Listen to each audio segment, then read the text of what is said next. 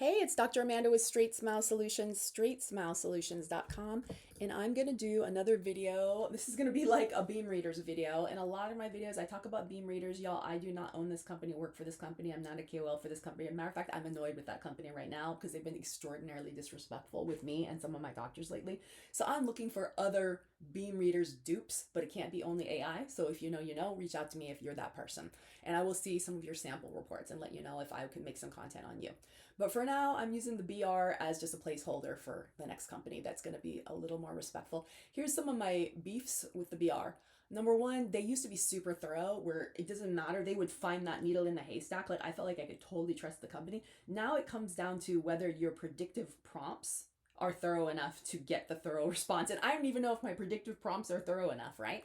So I've started making some predictive prompt templates for the AI to do the initial check. And then I'm assuming they have an OMFR that signs off on it because there's always someone that signs. But I don't know what's going on over there. So yeah, so I have one for pediatric patients where we're going to focus on like airway volume, functional habit markers, 3D discrepancies, skeletal asymmetry, condyle growth, and eruption paths. Of course, you're still going to have all this stuff with supernumeraries and all that kind of stuff. And then one for adults, which is maybe more non-growing, alveolar bone boundaries, cortical plates, can we expand, can we procline, airway architecture, TMJ degradation, skeletal asymmetry, and pathology screening. So that's kind of the things I'm thinking of.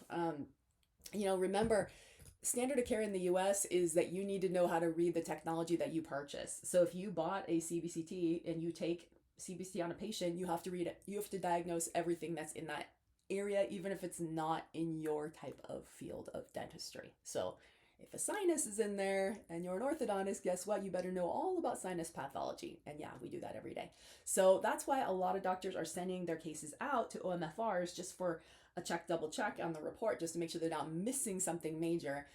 And it's really hard because the whole medicalization of the way that orthodontics and dentistry is working and we don't get compensated for it, that's a whole nother rabbit hole that I don't even want to get into. And I'm actually really grateful I'm not doing this for income right now. So woo, this is all just for fun. So I mean, these are the things I just wanted to keep in, just to let you know about and let you know that all this support is out there. It's not super expensive.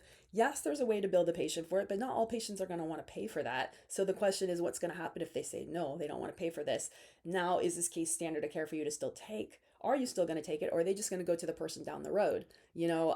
Sometimes patients just don't care. They'll just take the risk, yeah, and they'll go to someone that is willing to take the risk with them, whether or not they save money or not. So here you are doing all this work, not getting compensated, mocking up the case, doing the screening, and you're not even going to get the case. So you're actually losing money having this patient in the office. That is the whole issue.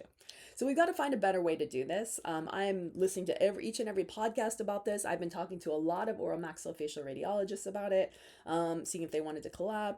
I'm just putting information out there. I would love to know your thoughts, and I love your phone calls and your conversations, so keep them going. All right, thanks so much.